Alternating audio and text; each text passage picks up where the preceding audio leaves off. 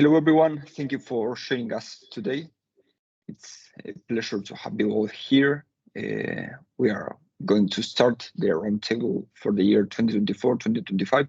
We're going to talk about the application process to IFP, and we're going to have some invited guests from the current year, from different masters, different nationalities. So they will give you an overview of how you can apply and how can you manage to get through the application process to the IFP school.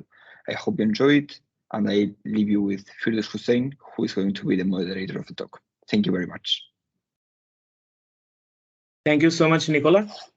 So first of all, I'll welcome everyone, whoever have joined here today on this roundtable discussion. So for the second consecutive year, we are holding this discussion so that somehow the students that are applying to IFP school gain some insight from our experience here. So my name is Firdaus Hussein, and I'm currently studying in the Reservoir Geoscience and Engineering program at IFP School for my master's degree. And today I'll be your moderator for today's discussion.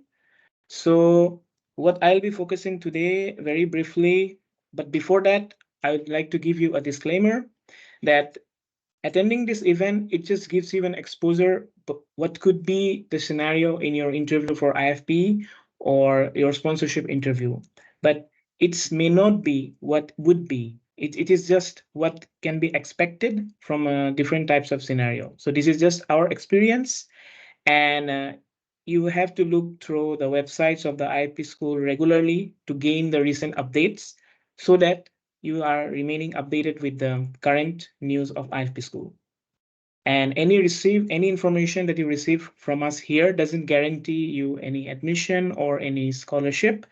So you have to keep yourself updated with the IFP school's website, and most importantly, connecting with different people from IFP, maybe the students, faculties, and something like that.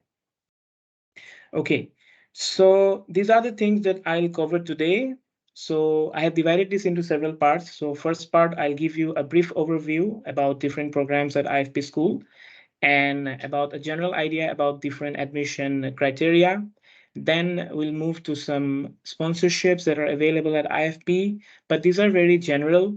And I would suggest you to go through the website of IFP school, and there you would know it more in more brevity. And the second part, it will be the roundtable discussion. So where we have some invited speakers who will describe some of their experience of applying to IFP and giving some interviews for the IFP school sponsorship or any of their professional experiences.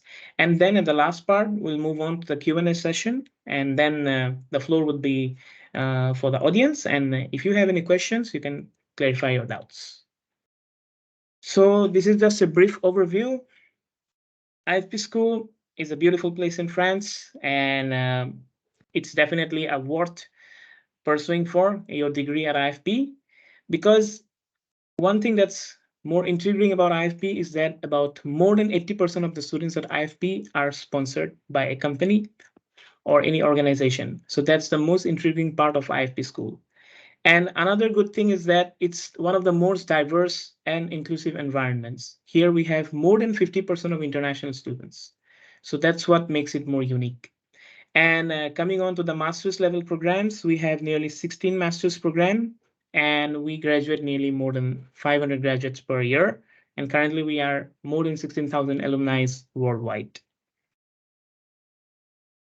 So moving on to the types of masters and further study opportunities at IFP school. So there are generally 4 key master's types. First is the specialized engineering graduate degree, followed by oriented research masters. These are actually masters which have a specific research area.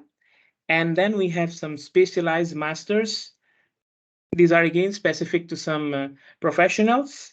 And at the last, we have executive masters. So these are actually for professionals who have some work experience. So these are the 4 types of masters that are available at IFP school. And the next is the PhD, of course. So we'll not be discussing most about PhD opportunities here. So if you want to know more about PhD opportunities, you can maybe look at the website and even connect with other people. But if you have any questions, we are here to help. So the first type of master's, which is the specialized engineering graduate degree. So it is divided into like 4 key themes. The first theme is the powertrains and sustainable mobility. Second is for the process for energy and chemicals, energy economics and management, and lastly, the georesources and energy center. And if you want to know more details about different programs, you can visit the IFP School website and you will find more details related to each program. So the third master's type was the specialized master's. So we have 3 key specialized masters at IFP School. First is the geodata management for energy mix. Then we have combustion, electric and hybrid powertrains, and a very recent one. This is newly introduced from this year. This is the hydrogen project and engineering. So this is actually for people who have professional experience of at least 3 years, so they can apply to this master's. And for more details, you can look at their website. And we have some research-oriented masters.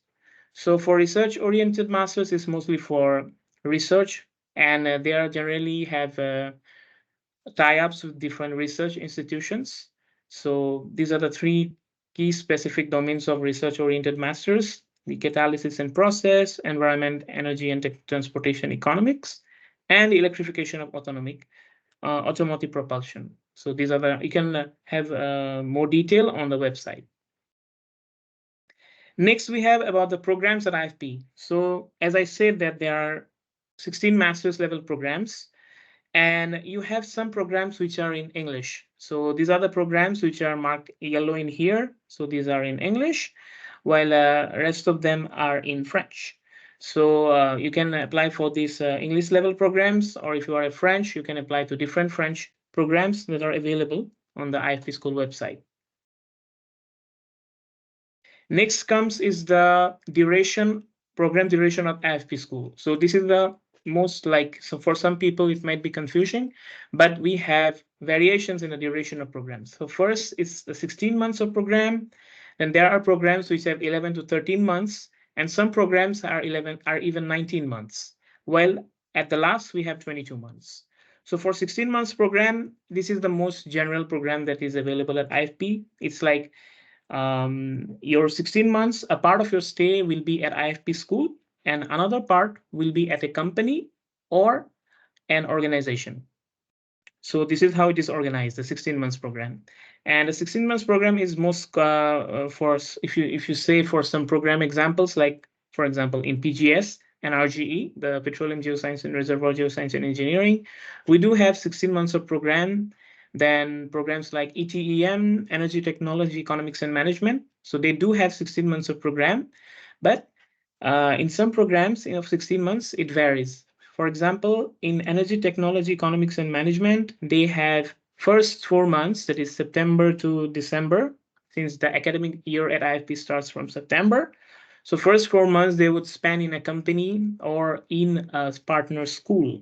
So IFP School also has some partner institutions like the Texas A&M University, then the Colorado School of Mines, then the Gubkin Russian University. So it has these collaborations, and you have the opportunity to devote part of your studies to these universities in this program.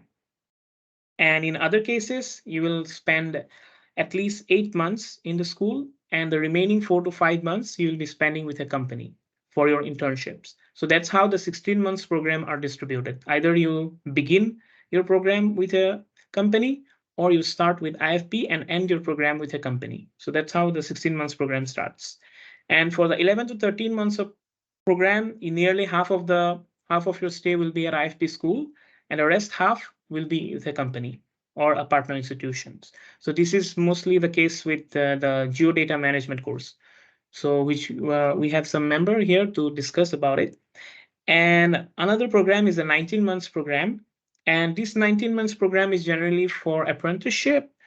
It is like a work and study program. So here you spend some part of your studies, like 3 months at IFP School, and then you go to a company, and then you do some internships there, and then again you return back to IFP, and finally you finish your internship with the company. So that's how the apprenticeship program works. It's for 19 months. And the 22 months program is generally for which have a contract program between your university and IFP school. Like if you are in a continuous program with a school that IFP has partnership with, so in that case, you can have a part of your degree attached to IFP school plus another one to your original school. So in that case, you will have a 22 months of program, like you can alternate between schools and your company. So that's a brief overview of different programs. And again, if you want to know more details about different types of program, I would suggest you to look at your program brochure of your desired programs, and you can have more idea about these different types of program and which program interests you. Followed by is the admission conditions. Okay, so first thing that comes to my mind is your degree should be at least 4th or 5th year study. So which is known as the back +4 or back +5. So you should have at least done 4 years of bachelor study or 5 years of bachelor study. So then you get eligible for IFP school applications.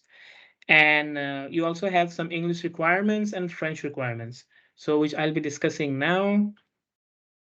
Now for the English requirement, this is only necessary if you are applying for an English level program. So which is they want a minimum level of English, like they want a TOEIC score of 850, TOEFL score of 86. So these are just the minimum criteria that renders you applicable to IFP school. However, I would say that it's not that compulsory. Like if you do not have a test done currently while you're applying to IFP, you do not have to worry. You just apply to IFP, and maybe at a later stage, you can have the chance to enter in the exam and give the English score proficiency. So that's also a possibility. So even if you have not done any tests, like when you apply to IFP, don't get nervous. Like you still have time. You can apply to IFP school, and then maybe if you get selected, even then you have a chance to give the exam. Okay, so that's one of the tips that I would say for the students that are applying to IFP school. And for French, generally they are not required. I mean, if you have a French certificate or diploma, it's good, because for English speaking programs, at the initial part of the application, you do not need to attest to your French certifications. But if you have it, then it's better. It's good. And yeah, about the funding. So what type of funding does IFP school generally accepts from people? So they are generally by institutions, companies, or with apprenticeship. So for funding, we have institutions like the PTDF, the Petroleum Technology Development Fund, which generally is mainly for the African students. So they have a fund which are devoted for students who are traveling from Africa for their higher studies. And another thing is the foundation TUC. So from the TUC Foundation, also they give sponsorship to eligible students from different programs. And other than that, we have various companies like I mentioned, there are more than 300 plus partner companies of IFP school. So different companies sponsors or give apprenticeship to different types of students and from different programs. So for example, like Equinor, Total, Trident, then Perenco. So there are many more companies to add to this list. So they do give sponsorship. And about the apprenticeship, the companies like CGG, Storengy, Total, they all have apprenticeship. And I would say that you should look at the IFP School's website, because oftentimes these apprenticeship offers are in their website, which I'll be discussing gradually, of course. So currently we have some offers at IFP School. If you just see in the website, you will find some offers, like mostly they are apprenticeship now with CGG, NG. So if you're interested in any of the programs, you can go through the website and apply to the institute directly. So many companies are targeting specific programs. So I would suggest you should look out for those specific programs of interest, and at the same time, have a look at their company. And yes, this is another good news of IFP School, that very soon on February 8th, you are having a virtual partner companies event. And I would say don't miss this event, because in this event, you will discover your partner companies. Like you can have some apprenticeship or sponsorship. You should attend this event and gain the most out of the people's experience. You will have the direct opportunity to connect with your sponsors. You can ask your questions, and this would be a very good event. So I would suggest that you should attend this event and get your doubts cleared about the apprenticeship or the sponsorship with a direct relation with the companies. So next, how to look at the opportunities through different platforms. So first, I will say LinkedIn. You can just type IFP School on LinkedIn search bar, and then you can click on jobs. And then you will see all the sponsorship opportunities that are available or that are posted in LinkedIn by the companies. So this is one way to keep track of the sponsorship or apprenticeship opportunities at IFP School. So if you do this, you will have like a notification and a filter that will be turned on, and you will get the relevant updates for different companies that you intend to apply to. So the next question is how to apply to IFP School. So this is a very brief, this is going to be a very brief introduction. So first, obviously, you will need an application file, and then you'll need a CV, then a cover letter, plus a recommendation letter. And I would say recommendation letters, they generally prefer. If you have one, it's the best. At least you should show some recommendation letters, which would benefit like in your choice of programs from your past projects or your internship, something like that. So the thing that I mentioned here is already on the website. I just kind of reiterating everything. So there's this thing that you need to apply to at most 3 programs. So you cannot like apply to more than 3 programs. You just have to select your specific interest to only 3 programs. And this thing is another important that you must look for a sponsorship simultaneously. That just applying to IFP School doesn't mean that you will get the sponsorship. The sponsorship also depends on you, because it's you who is going to look for different companies. It's you who is going to have the agreement with the companies to sponsor you. So you should, at the same time of applying to IFP, continue to look for sponsorship in different companies. So that's what I would suggest for different student backgrounds. So this is generally the schedule that starts. Generally, the application will be starting. It has already started from November 15, and it is still undergoing, and it would end in March 31st. So until you have time until March 31st to apply to IFP School and also to sponsorships. And from mid-May, the evaluations, they have some intensive language courses, but it's not necessary now.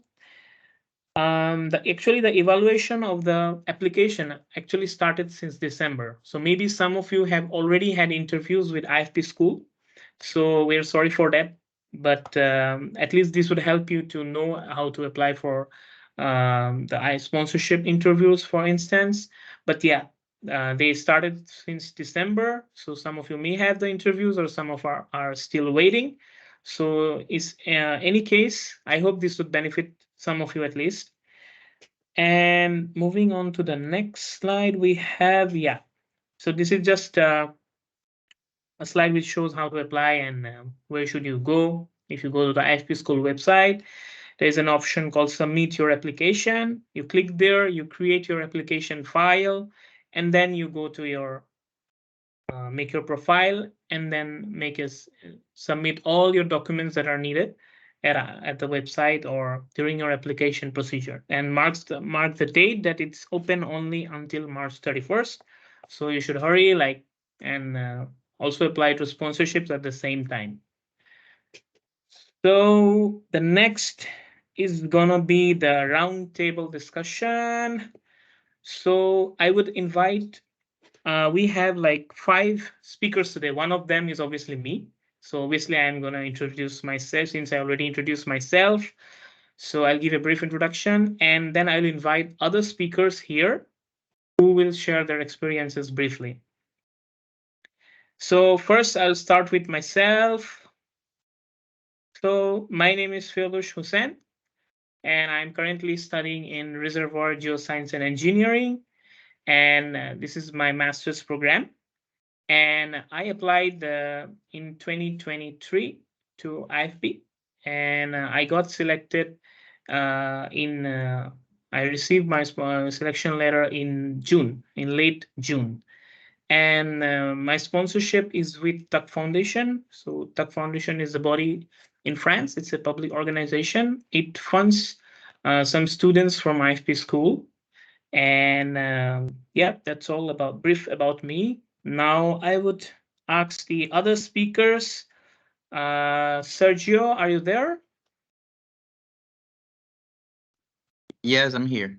Yeah, please introduce yourself. So, hello everyone. My name is Sergio Ornelas. I'm from Brazil.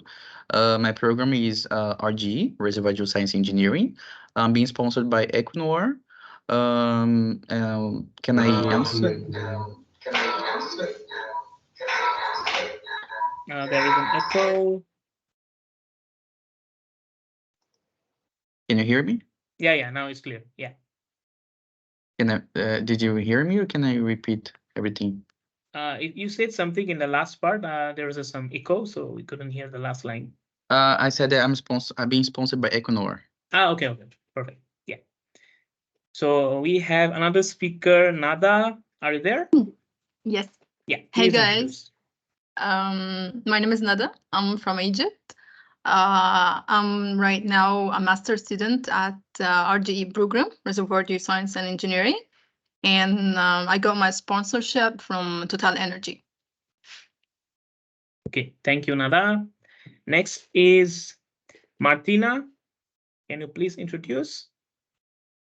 Hello, everybody. My name is Martina. I'm from Russia, and I graduated as a petroleum geologist. But during my studies already, I decided to switch my focus a little bit to data science, data analytics, this kind of stuff. So I applied an IFP for geodata management in energy mix program, and I was luckily sponsored by Total Energy. Okay, thank you, Marty. And we have another speaker, Miss Agustina. Can you please introduce? Hi, everybody. I'm Agustina Gilardone. My program is Petroleum Engineering and Project Development, also known as PPD. To tell you a little bit about my background, I am a petroleum engineer from Argentina, and now I'm at IFP under an apprenticeship contract with Storengy. Okay. Thank you, Agustina. So now we'll give a brief overview of different aspects of applying to IFP school by discussing.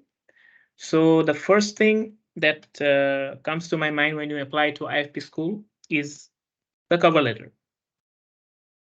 So when you say cover letter, it's about, wait, I have a, okay. Yeah, okay, fine.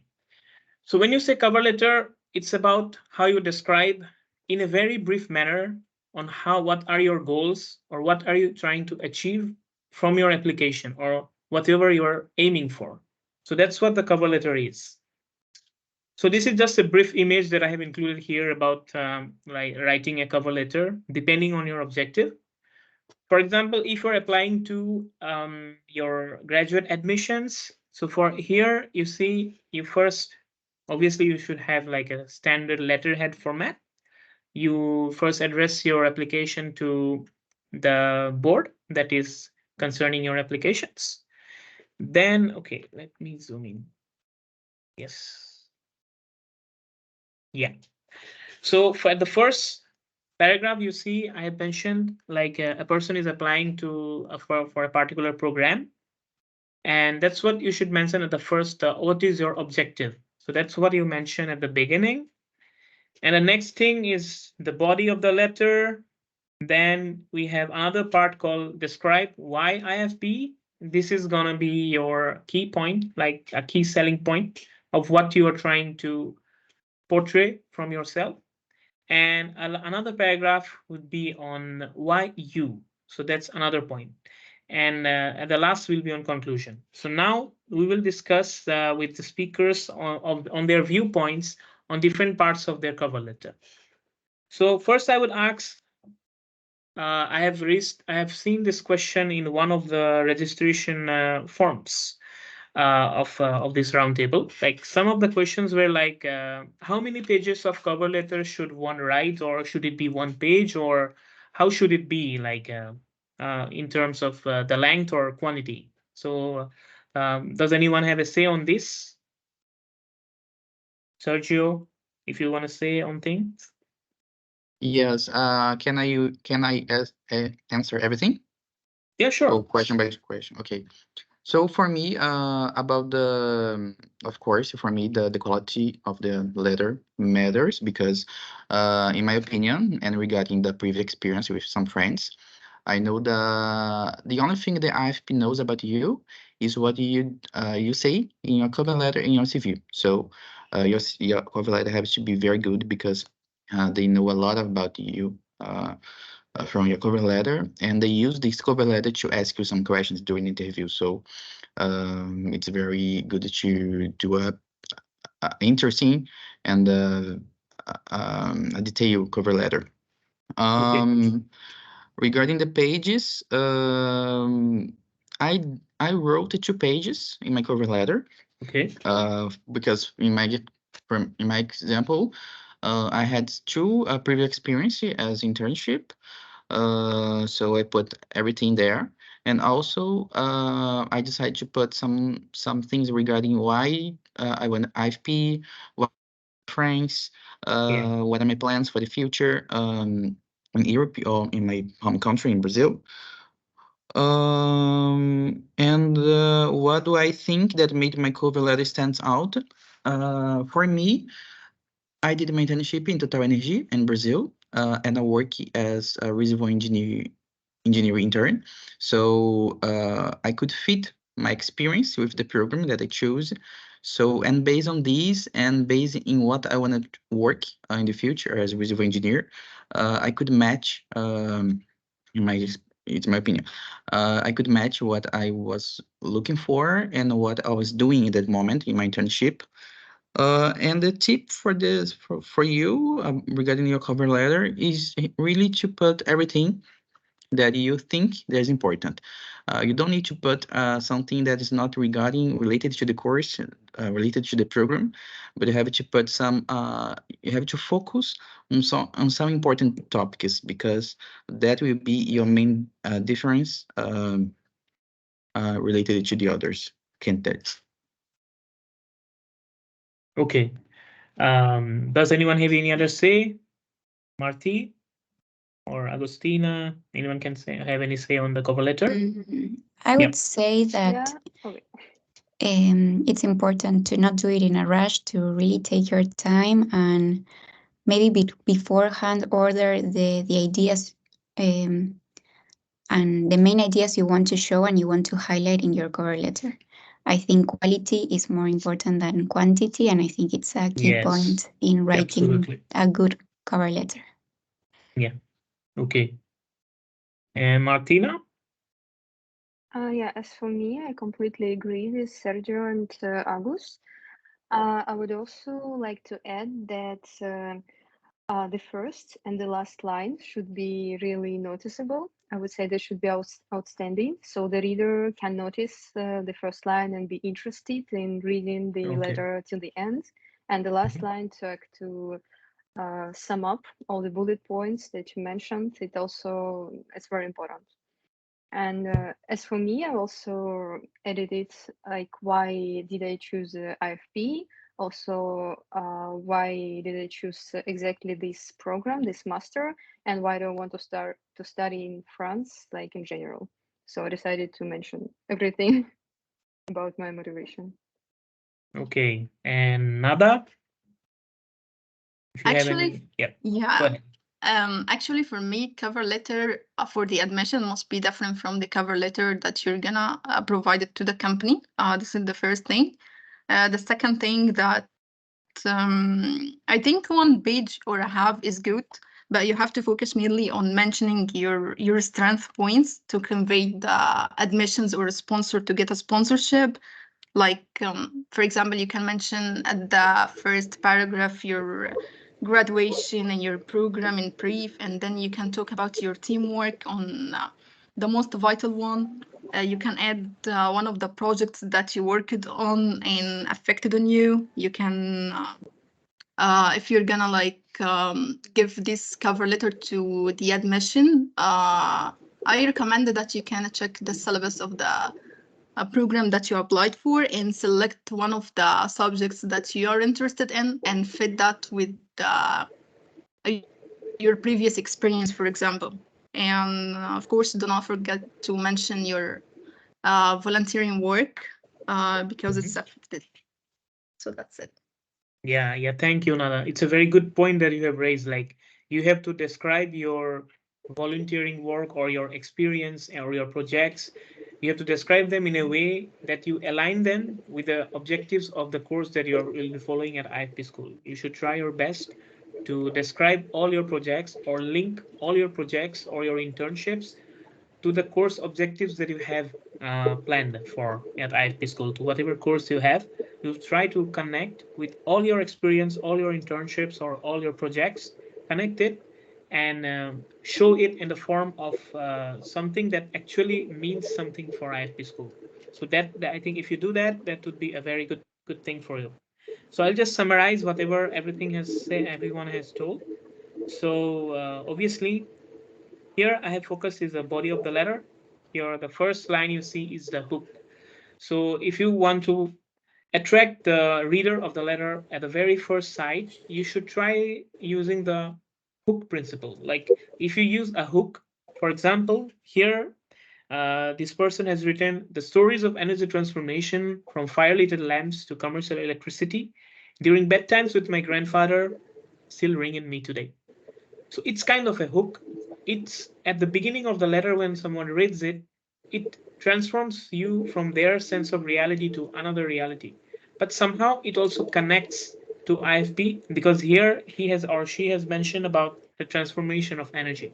So which is one of the key sectors of the current energy transition and also most important for IFP School.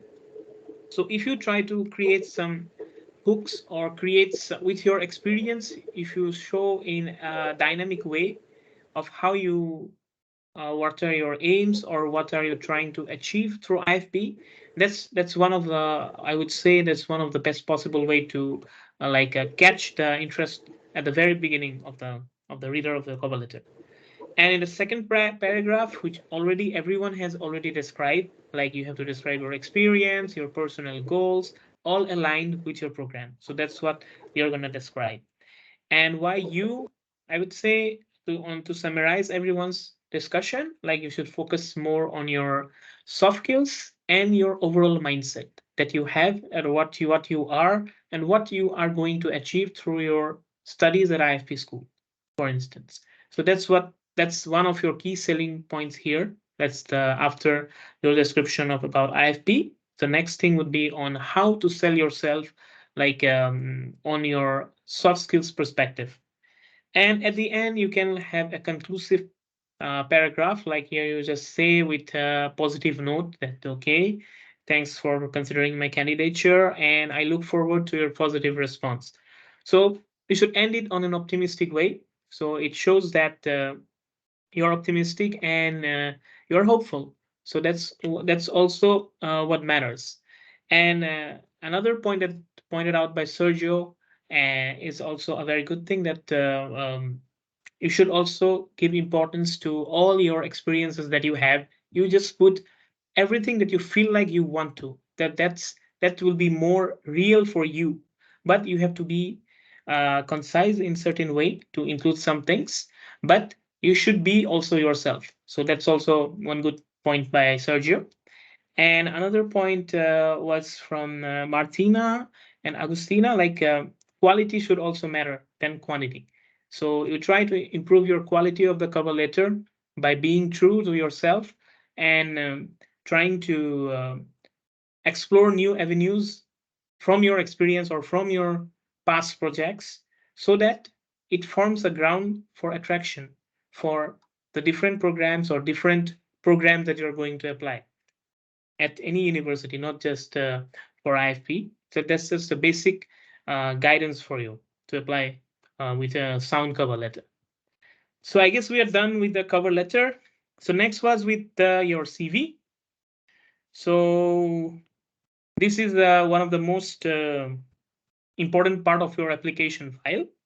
So for CV, you can look for hundreds of templates for CV. Do like whatever is you feel the best for you. You will find hundreds of templates in the website for CV.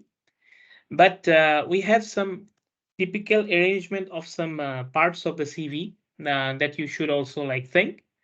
So on this part, I would like to invite other speakers present here to give their comments on making a good CV, on how to add your prior experience, or how should extracurricular experience even do they matter, or any of your personal tips on CV. So I'd like to start with Sergio. So if you have any tips or Yes. any experience, yeah, go ahead. Yes, I will start with the tip, and my main tip is the make it basic. Don't make it like famous and a fancy CV, because it take your time a lot, and Yes. maybe it can maybe the ones that we read, the ones from the teachers, the professors, they maybe don't like this kind of CV because it's too fancy, and maybe they're not. It's complicated to catch all the information. So make it simple. Simple. For example, my CV was made on Word. The software, the Word, was very simple, but I put all my information, the main information. Just for you know, I finished my while when I applied for IFP, I was finishing my graduation, so I graduated. I finished my bachelor in last July. So in that moment, I was still majoring in my bachelor, a degree in petroleum engineering, and I had two experiences. So I worked at Baker Hughes before in an internship, and also I was completing my 2 years in the internship in Total in Brazil. So I put all my experiences, my not just my experience, but I detailed everything that I did. But I detail everything related to the program in reservoir science engineering, and also I put everything that I delivered in my internship as a result of my internship. So I think it was the main point in my CV, because I could match what I was doing uh, with my future program and what I would like to do in my career. So I think he was a good match. So my only tip for you is just to make it simple, because it's better. Okay, so simple and concise. Okay, that would be your suggestion for making a CV. Okay, that's nice. Yeah, thanks. And we have Nada. If you want to have any comments on making CV. Yes, for me, I think in the CV, the most important thing in it must be clear and customized based on the job that you are applied for or the school that you are applied for. You have to mention in brief everything. You have to highlight your skills that makes you like unique among others, and must fit with the company or school's needs. I think this is the most important thing. Okay. So you have to highlight your experiences. Okay. Yep. And Marty? Yeah, as for Yeah. me, I would say that it's important to make a little research to know what your program supervisors are expected from you, to be like what are expected to be seen in your CV, and put this kind of information. For example, if you know that during your master you're going to work in some kind of software, and if you already know this software, of course, you should highlight it in your CV. That would give you more like positive points or any relevant experience. Also for the experience, like for the internship experience, it's always a good idea to start with the most relevant one. So the reader of your CV will immediately see the most relevant experience and only like go down to the past one. And also about the like personal qualities. Sometimes it's kind of questionable. Should I mention like that I'm so smart and beautiful, or should I not? Like as for me, I didn't mention this, but I mentioned my hobbies, so they can like show that you are a real person, that you do some extra activities, and for example, they can show some of your personal qualities just through it. For example, you're a team player, you're a leader, or this kind of stuff. I think you can mention it. Okay, great. Yeah, and we have Agustina. Any your comments? Well, I agree with all your comments. I think it's very important to focus your CV on what you are looking for. Don't also forget your soft skills or any other extracurricular activities, which is also important. And maybe if you had any technical courses you did in university, you can add them. And about your professional experience, you could summarize the main tasks into bullet points, something concise, but to give a little bit of detail into what you've done in the past, because definitely your CV is going to be a topic of conversation in both interviews you are going to have, both with IFP and with the sponsors. So you have to be ready to answer all those questions related to your CV. Okay, we have a lot of discussion on the CV, so I would like kind of a summarized comment on the CV. So for me, the CV, you should be as true to yourself as possible, because this is the basis that is for your interview for IFP school or your sponsorship. So you should be true to what you are writing on your CV. So if you have any prior work experience, mention it. If not, it's fine. It's okay. You do not have to implement something which is not there. It's okay. If you have experience, you should mention it. So you should be true when you are creating your CV. That's one of the points I would like to make.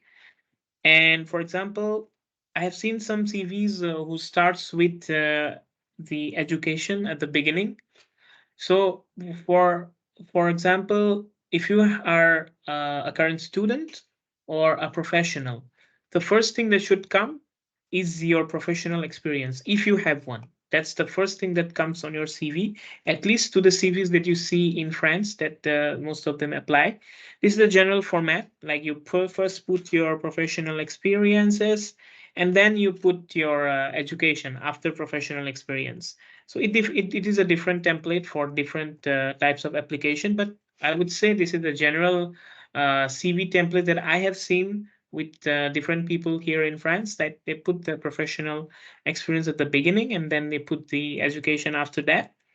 And yeah, another point, a good point made by Sergio, it should be very simple, not too flashy, because sometimes they might look good on view, but it might not be as qualitative, So that's a good point made by Sergio.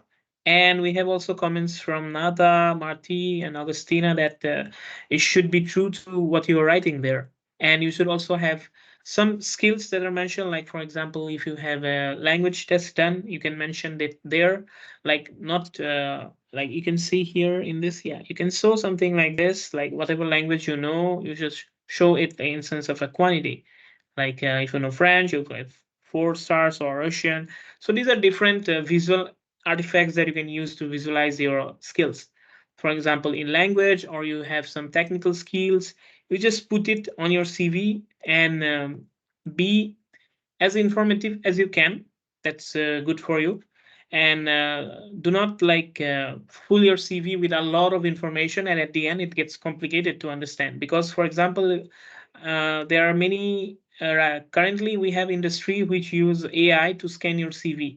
So if you have some clogged up structures in your CV, a lot of writings without much of a difference between the text and the white background, the AI cannot recognize them. So in that case, you might lose your chance to some internship or applications to anything. So this is mostly the case in case of if you have seen the LinkedIn CVs.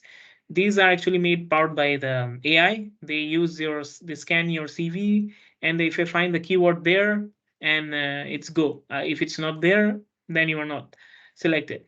So you should try to be concise and not to include too much information on your CV, but at the same time be simple and be true to what you are and what are your skills and what are your competencies. You should be true to what you are. So that's my only suggestion for your CV.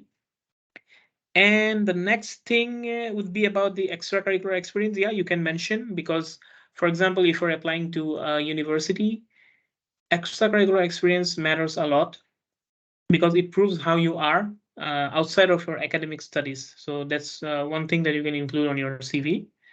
And that was all about the CV, I would say. And it was a good discussion about CV, and all had some of their comments for CV. Now I guess we can move on to our next section, which is about the application file. So I guess, which already most of you know, if you have applied to IFP, you have to generate a file. So in this file, I have received the 4 key questions on the registration form, and these questions were related to the application file. So some of them were asking like how to answer these questions to improve your application to IFP. So the first question was about, have you ever held a position of responsibility, and under what circumstance? So this is one of the questions on the application file of IFP School. And I would like to have a discussion with the other speakers, like how did they answer this question when they applied to IFP School? So I would start with Sergio. Yes. Yeah. About this question was the most difficult for me because I didn't know how they wanted us to answer this, but I just put that I had some previous experience about responsibility, mainly in my university when I participate in some projects, in some initiatives like SPE or the other academic project. And regarding my previous internship, I just said that, of course, as intern, we don't have a lot of responsibility, but we have some tasks that we have to deliver. And for me, that's all, because I couldn't go in to further because I didn't know how exactly what they were expecting. Okay. So whatever experience you have, you just be true. And if you do not have any responsibility, just try to make up from whatever experience you have in your life as being responsible. Like for any position of responsibility, if you do not have. Like for instance, for me, I had some responsibilities with the EAGE and the SPE back in my university, since I was the vice president at SPE there and also the treasurer of EAGE student chapter. So in my university, I use them to answer this question. So I tried to describe myself. Actually, the thing that they want from this question is that whether you are able to lead people or whether you are able to take responsibility. Because these two qualities, leadership and responsibility, are very important for the current energy transition. And also for a school like IFP. They value these two qualities, leadership and responsibility. So that is why they are asking this question. Okay, so Martina, if you have any suggestion on this question about how to answer your position of responsibility or what circumstances? Yeah, I would just add that any responsibility position that you had, like in any of your experience, for example, you are class supervisor or you are class representative, or Yes.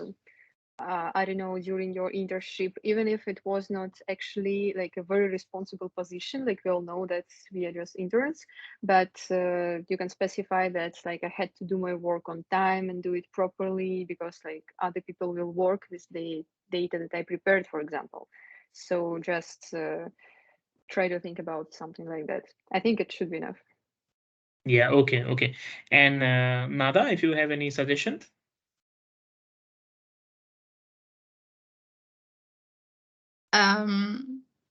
I think in this question you can answer like mention the situation regarding this leadership, how you dealt with, and say results of taking this position and how it's affected you and affected others. This is the most important thing, I think. Okay. So you should try to explain your effect on others, or like how you influenced any situation or any scenario something. Okay, that's good. Okay, that's another good point. And Agustina, if you have any suggestion on this? No, I think the question, I think it's wide on purpose so that you can orientate it to whatever responsibility you had. It could be your professional background. I reply, I think, mentioning that, but it could be any responsibility within a team group. It could be either at school or in your community. I think all answers are valid as long as you show results in Yes, what you do. that's so true. Like any answer can be valid here as long as you show results. Yeah, that's one of our key takeaways. Yep. Okay, so I hope this question is answered for the applicants. And the next question that is what is your career plan? Okay, this is another interesting question on your application file. So for me, this question was a little tough because I have to decide on what my career plan is and how am I aligning with my course or my program at IFP School. So in this case, the way I answered was that obviously my career plan is to look for an employment opportunity. So I described my project experience back with my university and connected it with my my interests. For example, my interest is in carbon sequestration and reservoir monitoring. So I say that I want to gain experience of carbon sequestration or for CO2 storage, and then want to apply it in management and monitoring of different subsurface projects. And I want it to be more internationally recognized so that I can have some employment opportunities after my studies. And that's also one of my key interest areas. And I just described that on my application file. I think that's how I meant it, because that's what I was thinking at that moment of time. And that was what my plan is and also was at the time. So that's how I answered. You should just mention like what you are aiming for and what do you expect from your career, or like after graduation, what you want to do. You just have give them a brief overview. I think the key point of this question is that they want to see how far sighted you are. Like it's not like just you're applying and you know nothing after that. It's about being how far sighted you are. Whether do you have a plan for 5 years or you have a plan for midterm, something like that. And maybe other speakers have some comments on this. Martina, if you have any say on this. Yeah, as for me, in my case, I switched my education from the geology to data management. So it's a kind of different spheres. So I try to make it clear that like I know what I'm doing, that I want this kind of career path, that I like don't want to go back to geology. That's why I'm changing, and that's I'm interested like in data, in work with data. And I also mentioned that I would like to work like in a multinational company, since I also applied for sponsorship. And yeah, and I mentioned also some like long-term plans, for example, that I want to be a team leader, a consultant in the future, or maybe even teach like after gaining enough experience. Okay, that was very optimistic. Yeah.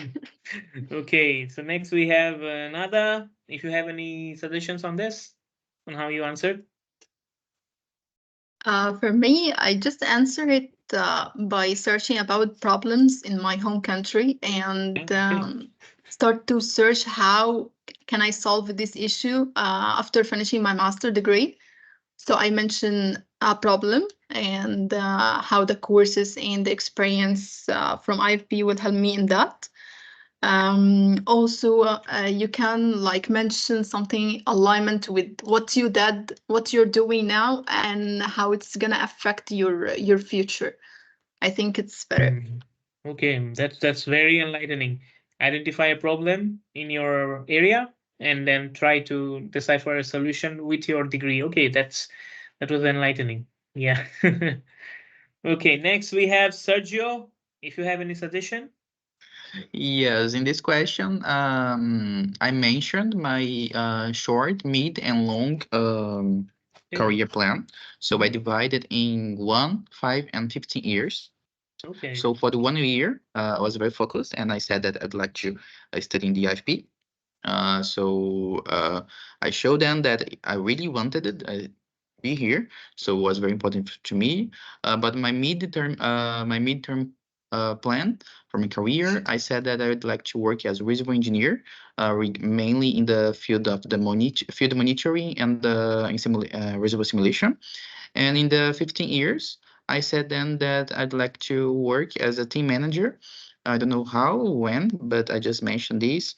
That is a good one for me to change my from simulation and from field monitoring to something more related to people. So I think it was interesting to mention that. But of course, it's not 100% mandatory to split in short, medium, long term because we are young. So maybe you don't know what you want to do in the future.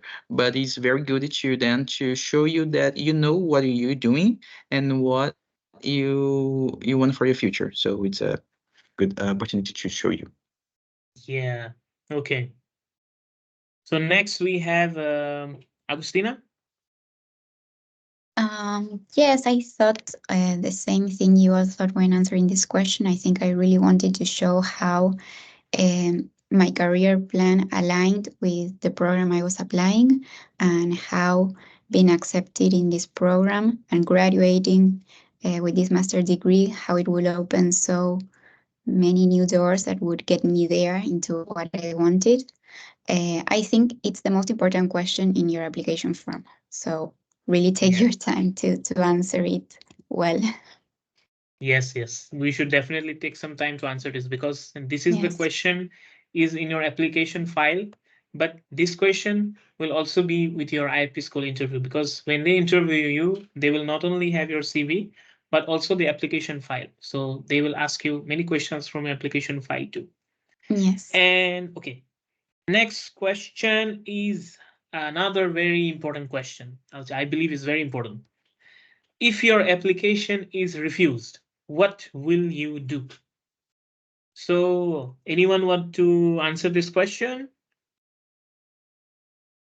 Maybe Sergio? Sorry, what's the question? Yeah, if your application is refused, what will you do? So, okay. In this, I hope you remember this question, right? Yes, I remember this question, but I just mentioned that because for me it was easy because I was finishing my graduation, so I wasn't too far from the apply again. So I just said then that if I was refused, I would like to apply again. But of course, I was trying to practice a lot regarding what the mistakes that I made, and for sure to continue my life in Brazil, applying for other opportunities because I know the IFP is very good, very interesting one, but it's not the only master program. So I said that the truth that I'd like to for sure study here, but at the same time, I offered them that I had other plans. So was the truth. Okay. Okay. And Nada, if you have any suggestions. It was the same for me as Sergio. I mentioned that I'm gonna apply again. And also I have plans as I am applied in USA and UK scholarships. So if I got rejected, I'm gonna apply next year. And during this year, I'm gonna improve myself even in my skills or my experience, all of that. Did you mention about your other scholarship or something? Like you mentioned here, like a UK or something? Yes, I mentioned that I'm applying already. Okay, so you mentioned about it. Okay. Okay. That means it meant that you are in demand. Yes. Okay. Okay, so now we have Martina. If you have any suggestion on how to answer this question. Well, basically, I did exactly the same. So I think you should really specify that you want to apply again the next year. This is like what they're waiting for. And also, I checked on the IFP School site what's going to be our topics, like our main focus. And I specified that during this year, I will work more on this topic, this and this, like to improve myself and try again. Great. And Agustina, if you have any comments on this? Yes, I remember I mentioned that I would continue, if my application got refused, I would continue working as a reservoir engineer. I really don't remember if I wrote that I would apply again. Maybe I should have if I didn't. Okay.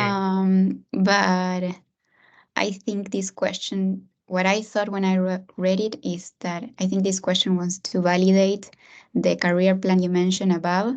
So I think it's important to answer that no matter what, you will find ways to continue following that career plan you set for yourself and really show self-perseverance. Yeah, that's one of the key things from here.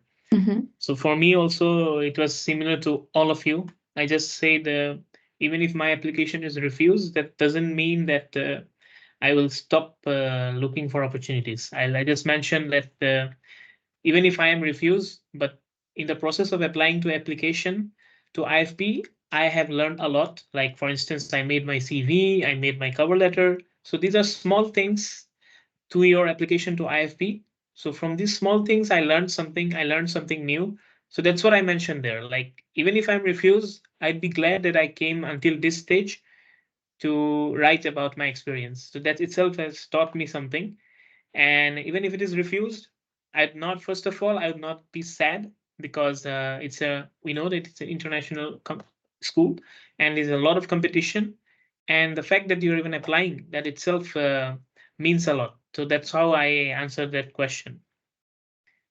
Okay, so the last question of the application file, it is the last question and also one of the important questions. What are your hobbies or cultural, sporting, and your other interests? About your hobbies and cultural sporting, like if you have any extracurricular activities which are not related to academia, and maybe it could be hobbies or different types of sports or even any cultural interest if you have. So this was one of the questions, the last question of your application file. So anyone would like to answer this question? Sergio, if you have any comments on this? In this session, I just put that some activities that I usually do in Brazil when I was there, like go to the beach, go out with my friends. Just this, it was not a big deal. Just what you used to do in your life. Okay. Okay, it was just a concise thing for you. Okay. Okay. And Martina, if you have any comments? Yeah, as for me, I was doing sport for a very long time, so of course I mentioned this. Also, that I like reading and learning languages. I try to connect it to the fact that I'm learning French, that I'm like really have a goal to come to France. And also, I would like to advise to mention hobbies that really exist. Like, don't try to be super creative, but really mention that you like doing, because during the interview part, they may ask you about your hobbies as well. Yes, that's another key point that you have raised, because that's why this question is here, because this is gonna be a part of your interview also. They'll ask you about your hobbies and cultural sportings, and if you wrote something else on your application file and in the interview you speak something else, so that's where a question would be raised to you, like were you true to yourself when you prepare your application file? So that's why you should focus on what you write on your application file. And Nada, if you have any comments on this? Actually, I was learning German, so okay. I mentioned. That's nice. Yeah, I mentioned something like that I would like to know about other cultures and seek to learn. So I mainly focus on this point. Okay, so learning languages. Okay. And Agustina? Yes, I think in this question I describe myself as a person, not as a student. I mentioned I play tennis. I used to do classes, but now I play it as a hobby. I like traveling, visiting my friends and family.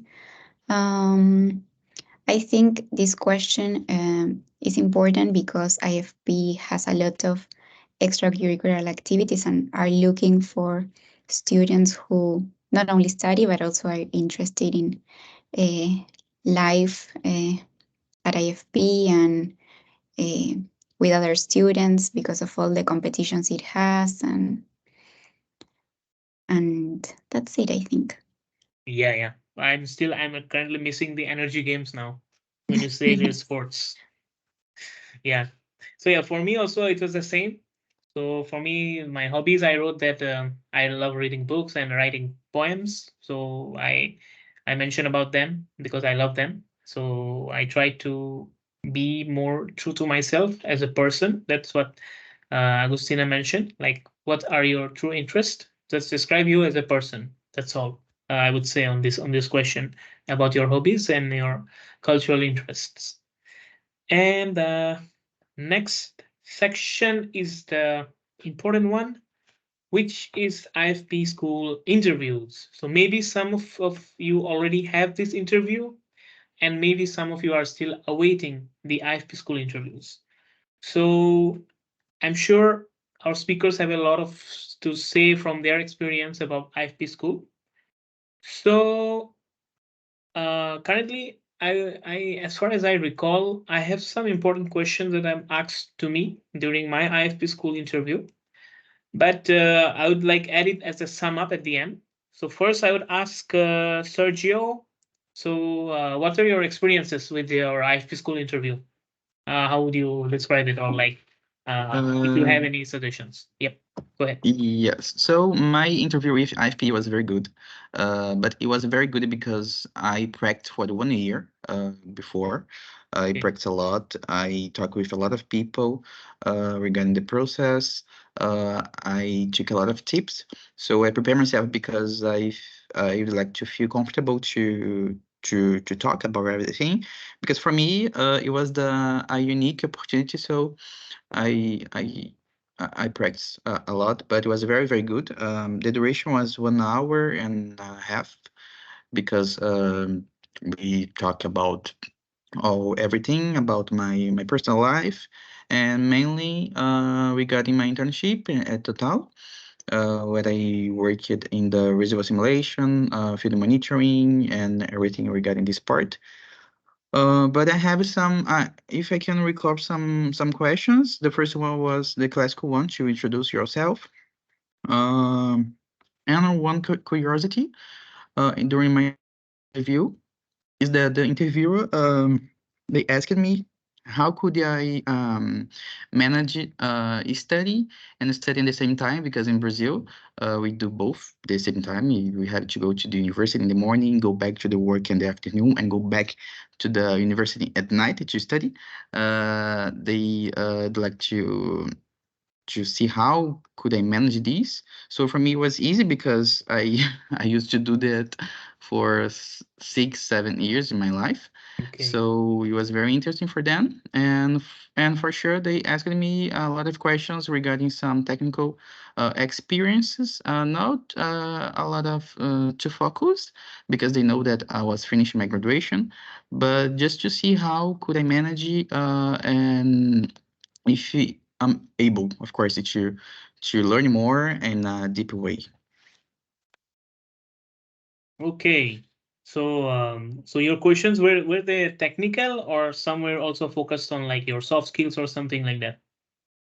Yes, it was 1 hour and 30 minutes, so we had a lot Okay. of time. Okay. So maybe half of the time was technical, half was more on your soft skills or something like that. Okay. Okay. So next is Nada. If you have any comments on how your interview was with IFP, and if you recall some questions that were asked to you during your interview and how you answered them. Okay, I prepared for the interview at IFP, I think 2 months ago. before applying. Okay. I know about the school and about the energy transition and how it works within IFP school. My interview was mainly focusing on 3 parts: what I did, and what I'm doing, and what I will do. This is the 3 main questions. So I started to answer it like what I did regarding my previous projects, mentioning my key responsibilities, how I handle it, how I work in teams. I mentioned about my volunteering works, my online courses that I took. This is mainly in the first 2 parts, and what I'm gonna do. I focus on what the future needs, the recent projects regarding the energy transition, how it's gonna benefit my home country, how it's gonna benefit IFP school, and also how my master degree can benefit students in Egypt. Okay. So this is how I respond. Okay. And Martina, if you have any questions that you recall in your interview. Yeah, I think the first question that they will definitely ask is describe yourself. Please describe yourself. So sometimes they specify like they need it for 3 minutes, 5 minutes, or maybe even 10 minutes. So you should really prepare it in advance. As I see it, like a short version of describing yourself and a long version. And so you should really be ready for this question. And during the interview, I was mostly asked about the things that I specified in my CV. So about my experience, what did I do there in this project and that. Also, I mentioned some software that I was working in. They asked me about like what did I do in this kind of software. And another part of the interview was dedicated to the to my future plans, like how do I see this master, what do I already know about the topics that are going to be covered, and this kind of thing.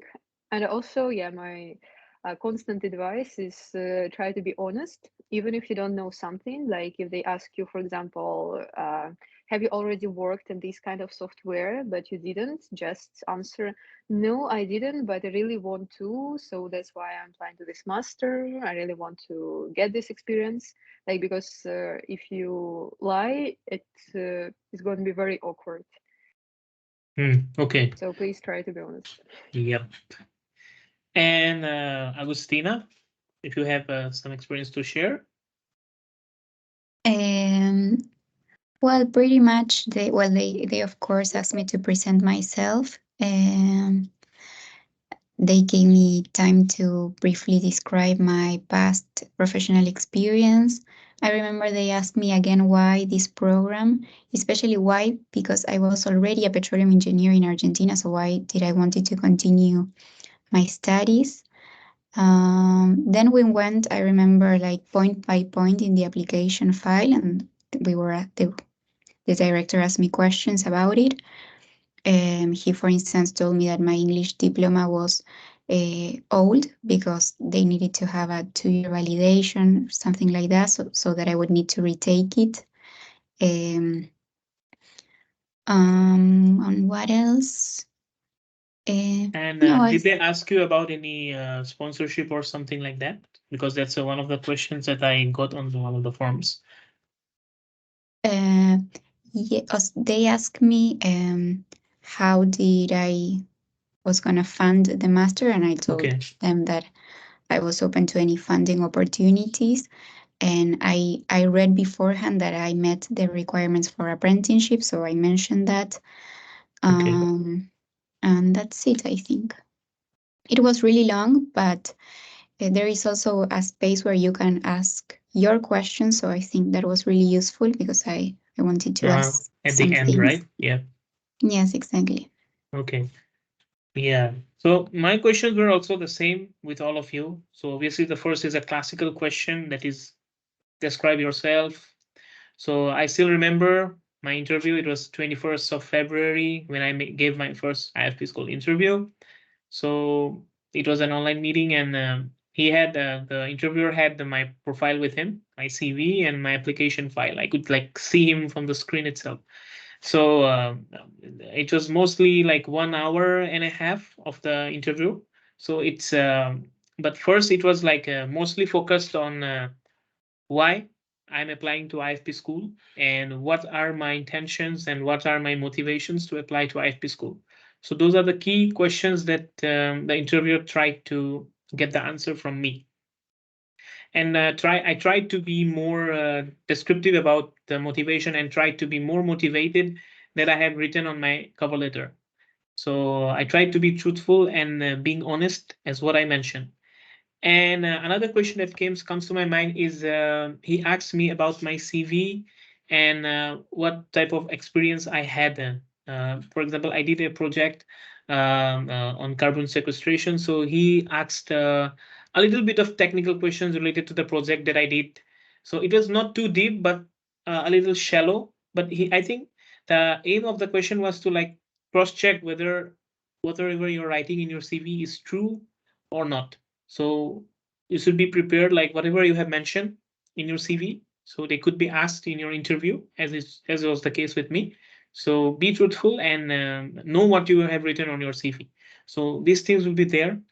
And towards the end of the interview, it was mostly focused on my hobbies and why do you have any interest in applying to other universities? That's another question that comes to my mind.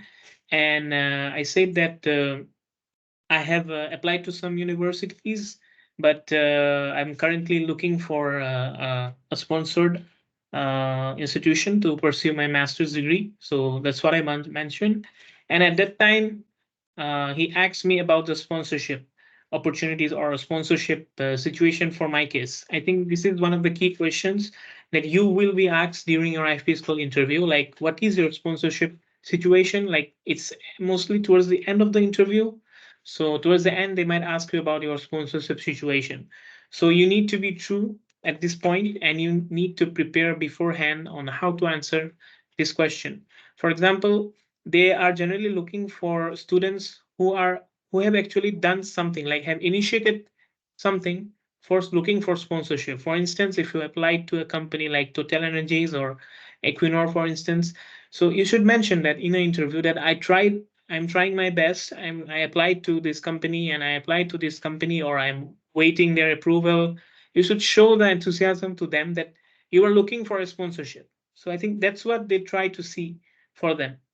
Like whether you are optimistic for the funding or you are trying something or wherever you have applied, be truthful to what you say and also prepare beforehand on what you would answer about your sponsorship, because that's one of the key, I would say, a keystone attribute, I would say, a keystone attribute that testifies to the knowledge a student has when they are applying to any universities. You should be clear on what are your opportunities and your expectations from the program. So that's what they asked me for my case, and that's the only thing I remember. Yeah, those were the questions that I currently remember. And however, if you have any question, we'll already discuss later. Okay, we can move on to the next part, which is on the scholarship interviews or sponsorship interviews. So definitely, scholarship or sponsorship is a key criteria for any study abroad dream, right?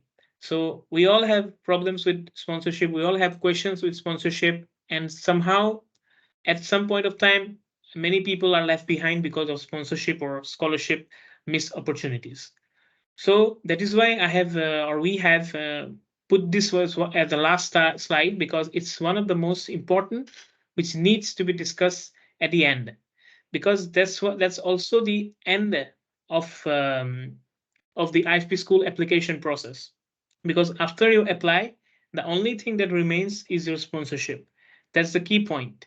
So at this point, I'd like to ask some other speakers now, like what are their experiences with sponsorship, on how did they apply to the sponsorship, and do they have any interviews with them? And if yes, how was their sponsorship interview? So I would start with Sergio. So can you please explain like what are your sponsorship opportunities or any interviews that you went?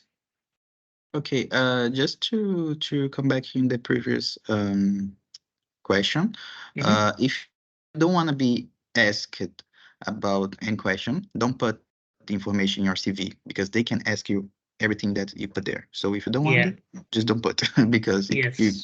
because you can put something very complicated to explain, but you put there so they can ask you. So Yes. that's my advice. Okay. Now regarding the scholarship interviews, I applied for Total, and just for Total. Okay, I Okay. applied for Total because I used to work there. But I'm being sponsored by Equinor. So for the Equinor sponsorship is quite different because for the Equinor we cannot apply for the position. You cannot find an open position on the website, on the LinkedIn, on the IFP website. You cannot. So for the Equinor, you have to pay attention because after the IFP screening, after the selections by the teachers, by the board of the IFP, they can, if you fit with the program, they can forward your CV and your profile to the Equinor. It's not mandatory, okay? They will choose based on their own criteria.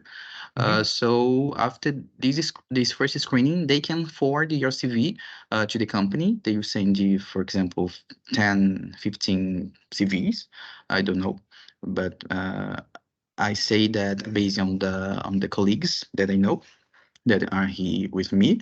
So after that, after the IFP sent my CV to the Equinor, I received an email from the Equinor straight to my email, my personal email, inviting me to apply for a position with them. But this link was just the ones that were selected by Equinor received this link. So with this link, I could apply for the position with them, and I did some tests on the website.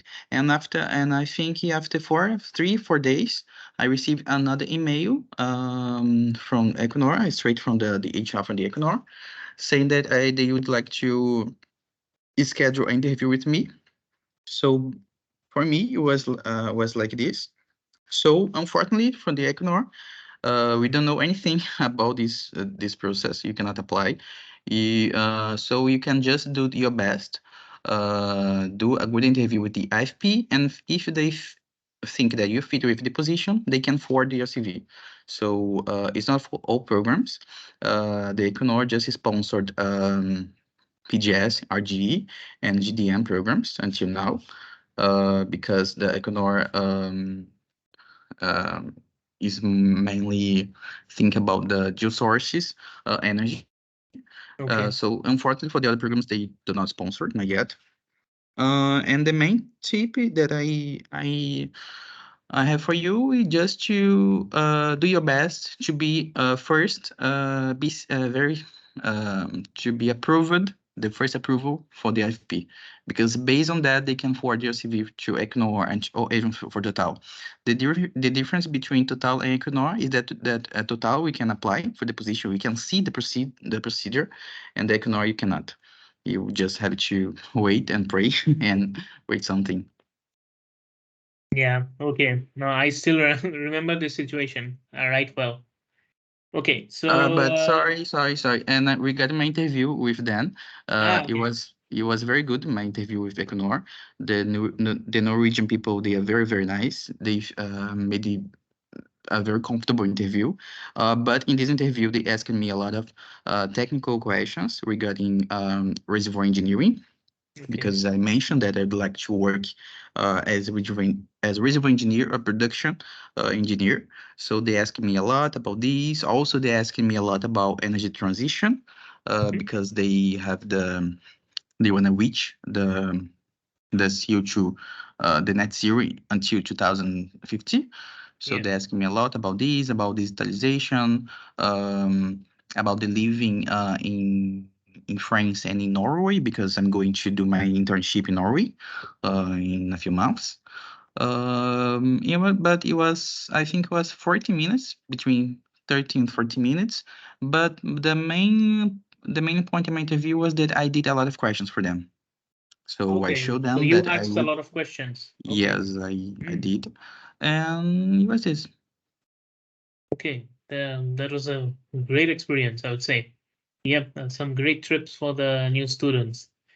And Martina, if you have any experience with the scholarship interviews, you can share. Yeah, of course. In my program in GDM, I think there are only 2 scholarship opportunities. It's Equinor and Total. And yes, as Sergio already mentioned, to Equinor we cannot apply directly. But during the IFP school interview, the program supervisor, she asked me if I'm okay that they will send my CV to Equinor. So you should obviously say, of course. Of course, I will be happy. And but I also applied for Total through the Total site. So there you can deposit your CV, your cover letter, like almost the same procedure.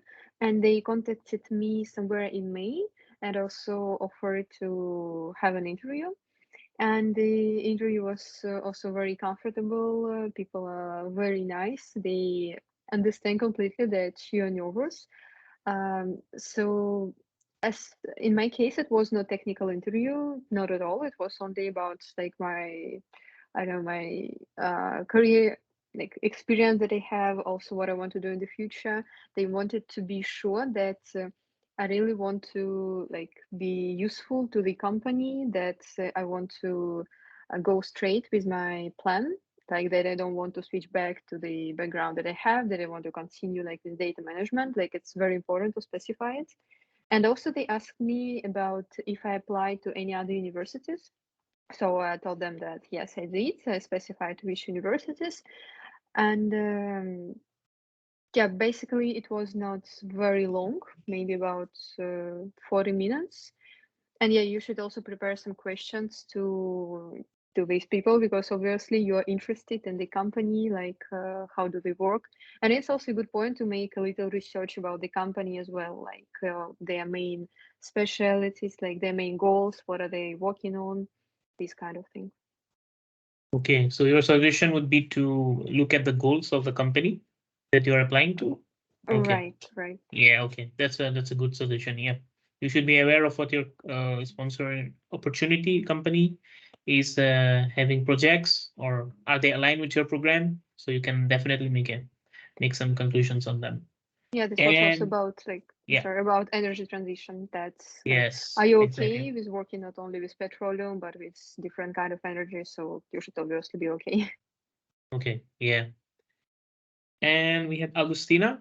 Can you share some of your experience with your interview with company? Yeah. Go ahead. Yes, of course. Well, first, after the interview with IFP, I think a few weeks later, the director sent me different opportunities for apprenticeship. He like the PDF with the description of the job, an email, and he told me contact him and send him your CV. There were 3 offers. One never replied. Okay. And then I had 2 interviews. And the interviews, they were pretty technical. One was more related to what I did back in Argentina. So they pretty much asked me about it while reading my CV. The other one was completely different, but it was really interesting. But I was really honest that I didn't have much experience. And well, in the end, they sent me, one of the companies sent me an exclusivity contract, which was the position I liked the most, which is the one I am today. So I accepted it, and I had to tell the other company that I had already an apprenticeship. But the interview, I remember they asked me, which is a very common interview question, of tell me a technical challenge you had to face and how you resolved it. Or I think a challenge in general was. But I think it's a question that if you don't prepare it beforehand can take you off guard. And what else? And they also asked me if I really thought about the challenges of moving abroad, because I was moving to a completely different country. And they also mentioned about the language, because I had just started French, so I didn't have a high level. And they told me that the job I could manage in English, but that with time they expected for my level of French to start getting better. So I think it's important, if you are going for an apprenticeship, to show that you have interest in getting better in your French level. Or where if you already have a high level, it's really a good point. Yeah, okay. That's good. So you need to be like prepared beforehand very nicely for these apprenticeship interviews, right? Yes. So for you, it was 2-stage for Two- the okay, 2-step for your apprenticeship interview. There were 2 different interviews with different companies Okay, and okay, different positions. okay. So just one interview with the companies, right? It was Wait, 2. one but company with for one interview, or like 2 interviews for one company? No, 1 interview for 2 companies. Okay, got it. Okay, and now I'll move to Nada. So maybe you can share your experience. Yeah, sure. Actually, they asked me about each point in my CV. For example, I was working on the Evolve project. They asked about my role, how I solved the specific issues regarding the projects. I took online courses. They asked about it. They asked about my volunteering work. So you have to be aware of each point you put in your CV and have a clarification for it. After that, they started to ask about why you're gonna do a master degree, why IFP school. Sorry, which company sponsored you? Total Energy. Okay, Total. Okay. And also they asked about why this master degree, how will contribute to your future goals. Also, they asked about funding options if I applied for others. I mentioned yes, because I applied already for Equinor. And I think my tip is to prepare well, search for companies' needs, its recent projects, especially like if it's working in your home country, and take an advantage of it, align it with your future goals, and the recent projects. Yeah, okay. That was nice. So on my experience, I would say, since I'm not sponsored by any companies, so I did not have the chance to interview with any companies. So, but I would say during my interview with the IFP school, they asked me like, what is your sponsorship and what are your options? There, I remember I said that I want to be considered for Total and Equinor. I asked my interviewer to forward my CV to companies like Equinor and Total, so that they might consider me for sponsorship, for instance. So that was the only thing I made about the sponsorship. So when after the interview, it was like 2 weeks after my IFP school interview, I received an email from Equinor. So it was just an email, and it showed that that they have selected some students for sponsorship, but we have to undergo some steps. So for me, the first step was like to give a quiz, which was mostly related to your some aptitude. It just tested your aptitude, something, just a basic quiz. It had some questions related to basic arithmetic operations, some basic grammar, and something like that. It was just that it was completely personalized of Equinor. So it was a personalized email. I received that email. I just gave the quiz, and that's all I remember from Equinor. And after that step, they didn't consider me for interview with them. So that's the only step I had with Equinor. That means I didn't apply to Equinor, but IFP School, they forwarded my profile to this company. So that's one way how you can get your sponsorship with them. That's, as already mentioned by other people. And I also applied to Total, but unfortunately I didn't get selected. So for Total, as already Sergio mentioned, or NADA, you have to apply because they publish their opportunities. I think now also they have published all their opportunities related to sponsorship and apprenticeship with different programs. You can have a look on their website. It's also available in the IFP School website. So do apply, don't be late. And yeah, be optimistic. And about my sponsorship, then how it came. So my sponsorship was with the Tuck Foundation Scholarship. And I would say now that there is no way for you to apply to Tuck Foundation Scholarship because it's completely internalized with IFP School. It's IFP School that decides who gets the Tuck Foundation Scholarship and who doesn't. Because they're at the end of your admission boards, like in May, they have a scholarship committee for IFP School. They have their own committee, they have their own meetings, and they also have meetings with the Tuck Foundation in France. And then they forward some profiles based on purely on the basis of your IFP School interviews. And based on these profiles, the Tuck Foundation selects some students. So I would say be as good as you are in your interview for your IFP School. So you never know if you by chance you do not get any company for sponsorship or you miss the chance to apply for some company, at least you have the chance to apply at least from IFP. IFP School has the chance to forward your profile to the Tuck Foundation. So just be productive and also prepare for that. Like you should be explicit about mentioning that you want to be considered for the Tuck Foundation scholarship, because in my interview I also mentioned it to my interviewer that since I'm trying to apply to different programs, different companies for sponsorship, but I'm currently not getting one, I would sincerely ask you to forward my profile for the Tuck Foundation scholarship. So that's one way how you can at least initiate your application to the Tuck Foundation and be optimistic, because there is no direct way to apply for this. So that's my only suggestion to you. Like be explicit about the sponsorship at your interview itself, because that's where you sell yourself, not only for IFP School but also for sponsorship opportunities like this. These are like which are very scarce in amount, because these scholarships are only given to like 1 or 2 students per program. So it's very scarce.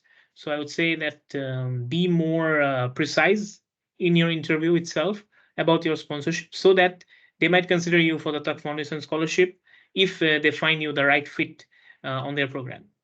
So that was the last part of our roundtable discussion, that we started with the CV, the cover letter, the application file, then the IFP School interviews, and last part was our sponsorship or scholarship interviews. So that was almost the end of our discussion. So now, obviously, it's the end.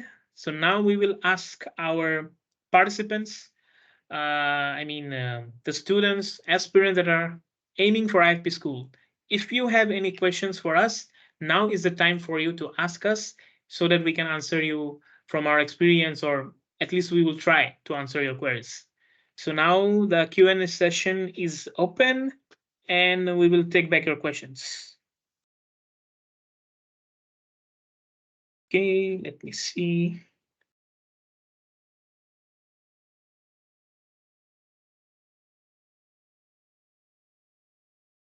If you have any questions, you can just type in a chat box so that we can read them.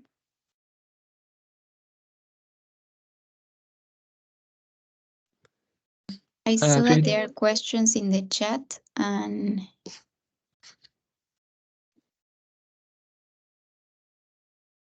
okay, now it's coming. Yeah, anyone can initiate.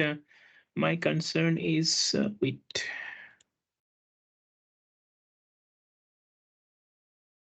Okay, I see a couple of questions here. So the first question from Alfred, my concern is funding. I'm applying to the hydrogen project and engineering program, but I'm yet to find any advertised funding. What should I do? Okay. Anyone would like to answer that question? Yeah, next. This is a new program, so we still don't have information about the sponsorship about this one. So I just recommend to do your best in your CV and your cover letter, apply for the position, and during the interview with the IFP, you can also ask about this because I think it is the first year I'll be doing this program, so we don't have any advice until now. Okay, I mean, I just looked at the program and it shows that it needs some professional experience, I think for 3 years or something. And yeah, I think currently we do not have knowledge regarding the sponsorship of this program because it's a new program. So maybe I would suggest that you should contact the program coordinator that is available in the IFP School website. So maybe through that you can like get your chances of funding for the concerned program, or maybe connect with some people from IFP School. That would be of help, I hope. Okay, the next question is, what should I answer in the ranking at higher education? I think this was a question in your application file. What should I answer in the ranking of at higher education? Okay, for me, I remember this question, the ranking in higher education. Like if you have a rank, you can mention, or rank in the sense that like if you finish like in the top 10% of the class or top 20% of the class, you can mention it. But if there is no rank, then you better not mention the rank. Just mention your like a GPA grade or something like that. No need to mention if it's there. Or you should be like strategic when you answer this type of questions. And okay, we have some other questions in the chat box. Okay. Another question is from Manav Patel. I guess this time onwards, IFP School merged the RGE and PG courses. Could you please elaborate on the change in syllabus pattern as compared to the other RGE program? Okay, that's a good question. So anyone would like to answer this question? Yes, Yeah. for sure. Yeah, go ahead. So here you have the 3 students from RGE. So we apply and we pass to RGE. But here they merged the PGS student and the RGE. So the program is not completely different, but they basically put all the subjects from PGS and all the subjects from the RGE, and they merge everything. So here we are studying a lot because we have a lot of projects. It's not easy. Of course, they are adapting the program and everything, but we have to work a lot, to study a lot. So if you really wanna to follow the program, you have to take in account that you have to study a lot. Mainly for me, I'm from RGE, so my background is in petroleum engineering. So in the beginning of the program, I had to learn a lot about geophysics, geology, stratigraphy, everything from that the ones from geology course stood. So it's been a big challenge. It's not impossible, but it's difficult. So I think, in my opinion, based on the previous colleagues from the previous year, this course in this year, since they merged the 2 programs, is more difficult because we have a lot of challenges. We have a lot of exams and projects. So that's my opinion. Yeah, and Nada, if you have any comment, because since it's the same program. Okay. Or any others. My background is from petroleum geology, which is mixture between petroleum engineering and geology. For me, I applied as a reservoir geoscience and engineering, and I think the merging is good, but you have to prepare yourself for a lot of works, a lot of assignments, because you're gonna be like doing exploration in something regarding the geology, regarding the geophysics, regarding the petroleum engineering, reservoir engineering. So I think the merging is good in this part. Yeah, okay. So now I would say that since it is a new like a merge program, so here you study both geoscience and petroleum engineering, some concepts of petroleum engineering, I would say.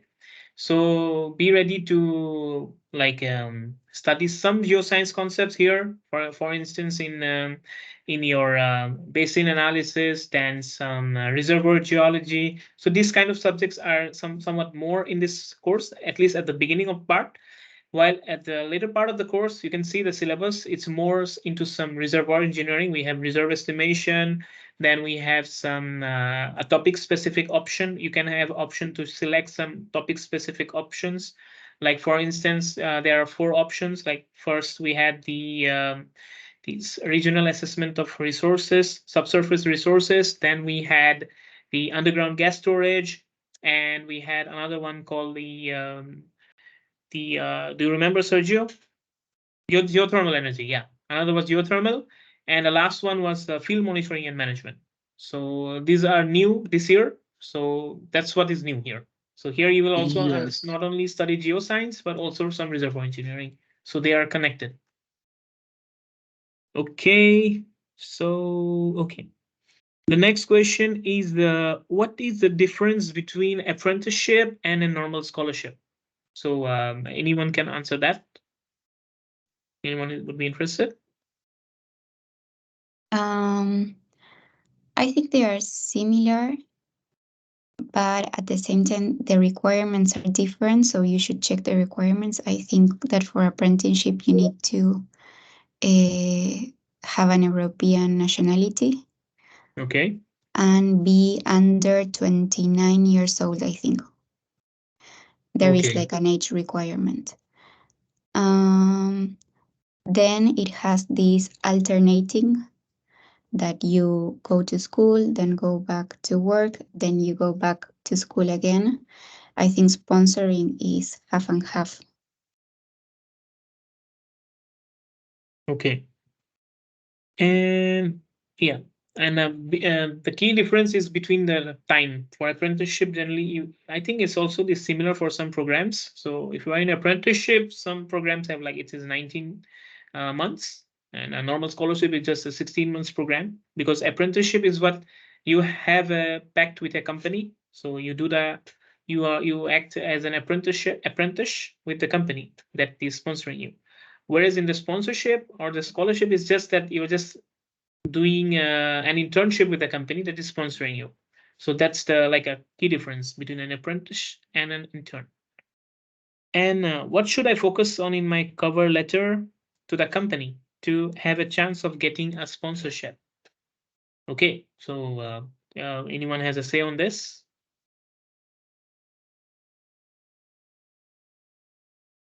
The cover letter. Okay. So as we have already discussed in our previous slides of the cover letter, I would say that you focus more on your technical experience that you had, like your project experience, like whatever internships that you have focused on, and align them with the company that you are applying to. So, and also try to be aligning your goals with the company that you are applying to. So you should, like, if they have some values, focus on their values too in your cover letter. Like, not just like write, okay, some company is following a value like for energy transition, and like they value solidarity or something like that, and you should demonstrate these values with the help of your personal experience. So you should demonstrate them, not just mention, but you should demonstrate that with the help of your personal experience. So that should surface. And how do you know that you did well in your IFP's online interview? Okay, this is another question. So anyone would like to answer this? I can answer. Yep. I can answer regarding my experience. So for me, of course, I was not 100% secure about my interview, but I practiced a lot. I did my best, and when I finished my interview, and I talked with some friend, and I said that okay, I did my best. I feel that I can feel that I did my best. So of course, they do not give you some results there in that time, but I think that when you prepare yourself a lot and you do everything that you can, I think is a good way to feel how was it, you know. Okay. Okay. So moving on to the next question, can I apply to a IFP master program if I am in my last year of studies at a university? So anyone has any answer? Yeah, of course you can Mhm. apply. That's, for example, what I did. I was in my final year in the university, and you should just get the transcripts of the grade that you already have and to present it to IFP. Like, even without diploma, your final diploma, even without your final grades, you still can apply. It's completely okay. Okay, so you can apply when you are in the last year of your university. And another question. Sorry, I don't have clear, but in the case I can't take the English exam before the application closing date, how can I explain it in my application? Because I understand they ask for the certificate to support the information about my English level. So anyone wants to answer this? About your English? I can't because it was my case. Okay, perfect. Because I prefer do the English test after being approved because it is a very expensive exam. So I just mentioned during my interview, they asked me about the document, but I just said for them that I was waiting the approval or something. Because it was very expensive, and they accepted it. And the IFP here, they are very supportive in this kind of documentation. So of course you have to show them that do you have something. But of course, during the interview, we can prove them that you know how to speak in English during the interview. So is the first one. And if in my recommendation is just if you can do the exam before, okay, you can do it, but you can wait. I think for me, you can wait maybe 1 or 2 months to the exam, because you can feel, because it's at least in Brazil it's very expensive, the exam. So yeah, it was my case. I did the exam in March after my interview. After the not I didn't have any guarantee that I was being approved, but I feel that I was in the good way. Okay.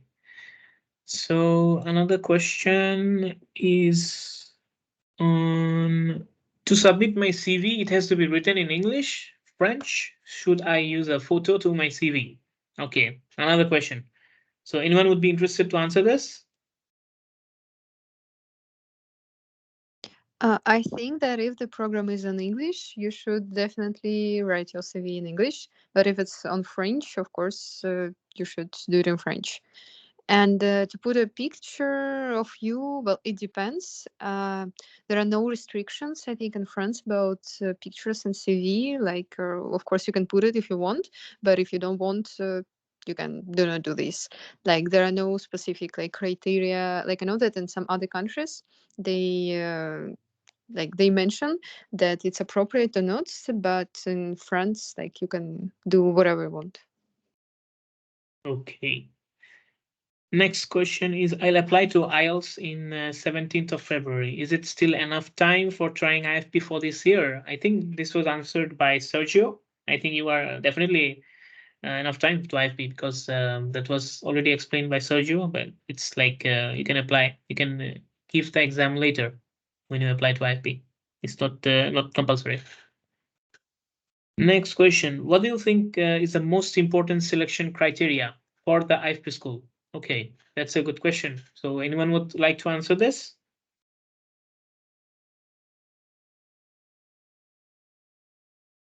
Sergio, if you want.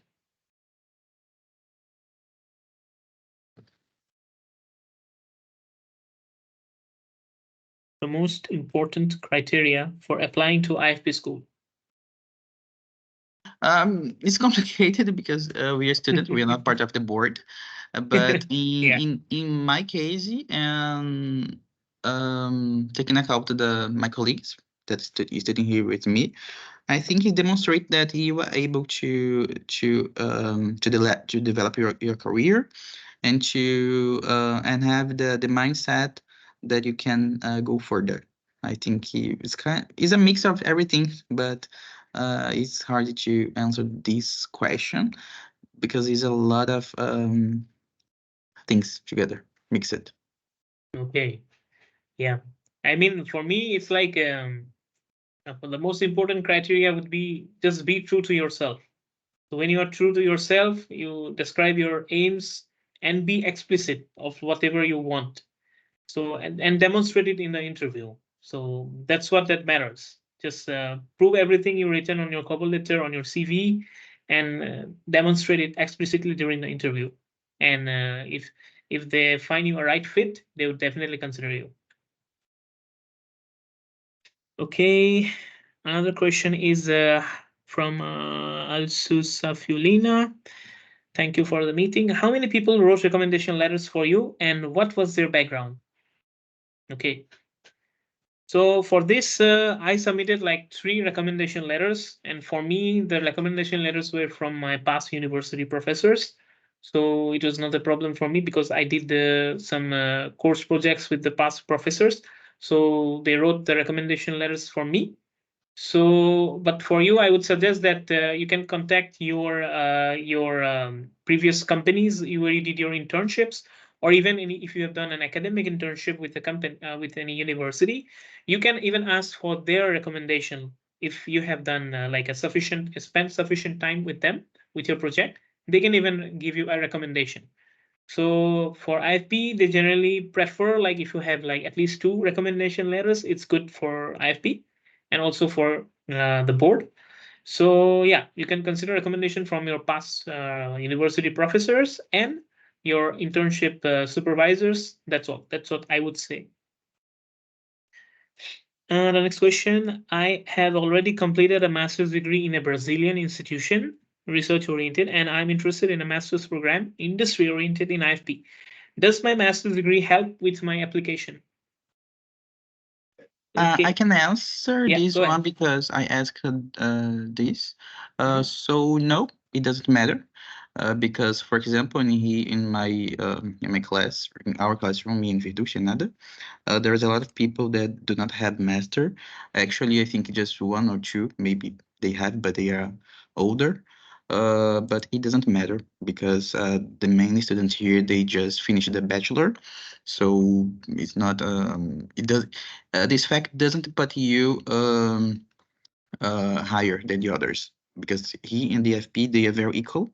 So of course it's a plus for you, but not for the FP because they equal everybody. Yeah, that's a very good opinion. Equality.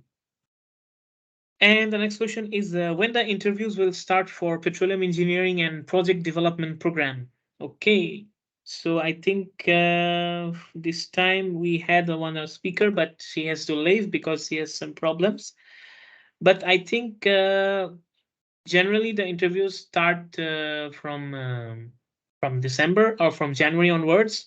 But for maybe PEPD, I have like experienced this in the past year with some of my friends who applied. Like they had a late interview for PPD. So I would suggest that you should be ready by until February 2nd week or something like that. Just be ready by February 2nd week or by February 1st week, because for me the interview was in 2nd week of February. So I would suggest that be ready for the interview because you could get an email any moment. You never know, because some of my friends have already had their interview from other programs, not for PPD, of course. So I would suggest that be ready because it could be like anytime on your email. That's what I would say. And How also, long? Fiducia, just to Go ahead. complement what you said, Yeah. you have to take in account that not everybody who applied to the IFP are invited to the interview, Yeah, okay? exactly. Because you have to fit the program, what they are looking for, the areas they are looking for, the profiles. So do your best. For that, we said, do your best in your CV and your cover letter.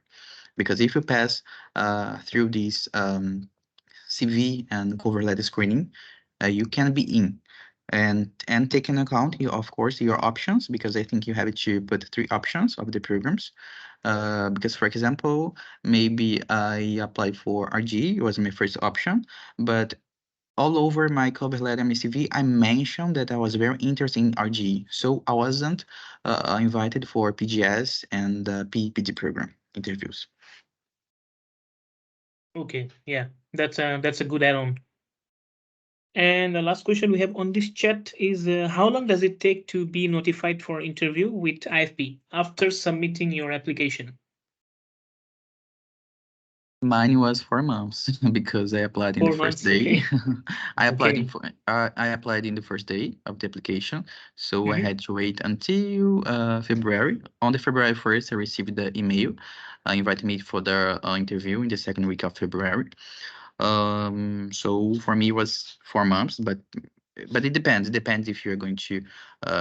There are some colleagues here that was invited in April, the others in March.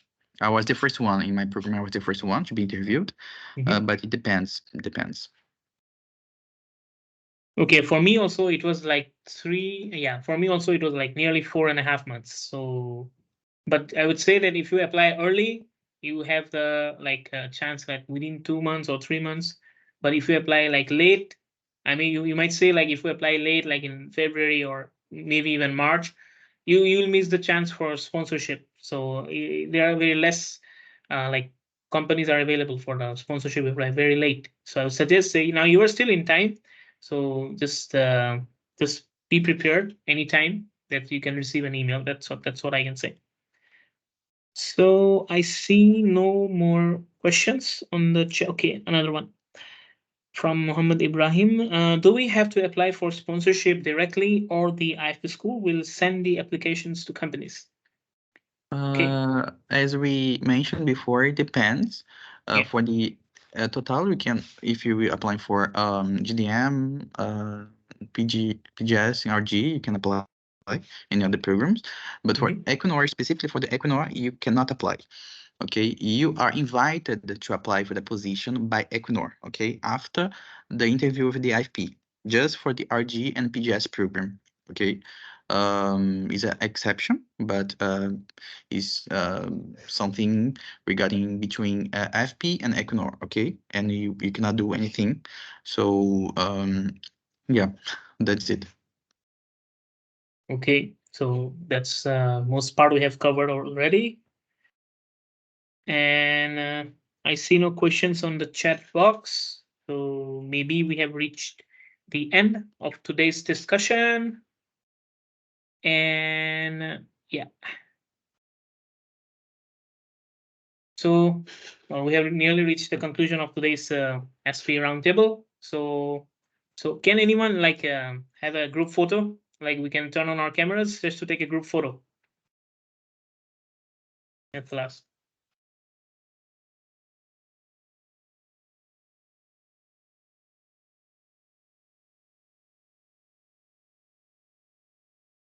Yeah, thank you. You want to stop sharing the screen, or yeah, you were able sure. to take it? Yep. If you're able to take it, it's okay.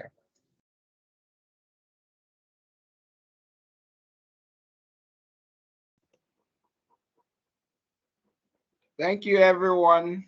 It was an informative session. Thank you all for coming. Thank you, guys. Thank you so much for attending our session. We wish you the best of luck in your applications. Thank you. Good luck, all. and yeah.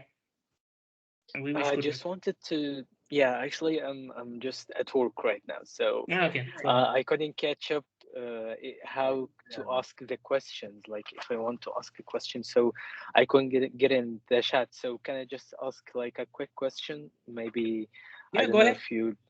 Yeah, it's just about like the sponsorship, as I asked before, for some of your colleagues. About the sponsorship that we get from Total Energies. Like until now, I guess we have only one opening scholarship for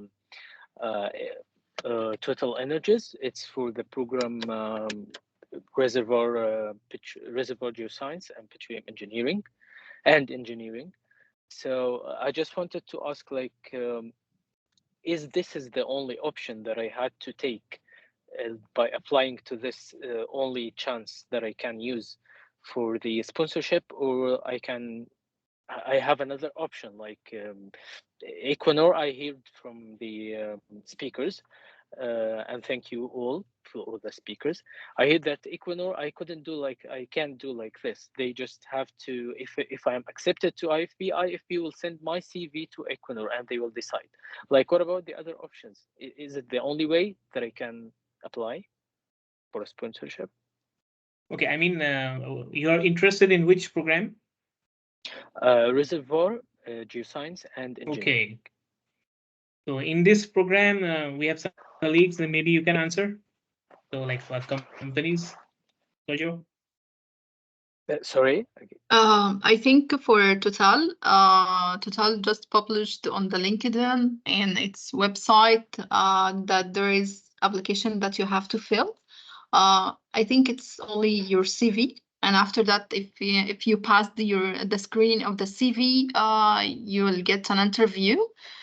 For me, I got the interview with Total after I made the interview with IFP. So this is the only way that you can apply for RGE through Total. So I can understand from what you said, like there is an application or like some place I could put my CV in the Yes. official website of IFP. Yes. You have to apply for IFP separately than Total. Total have a separate application to apply for a sponsorship.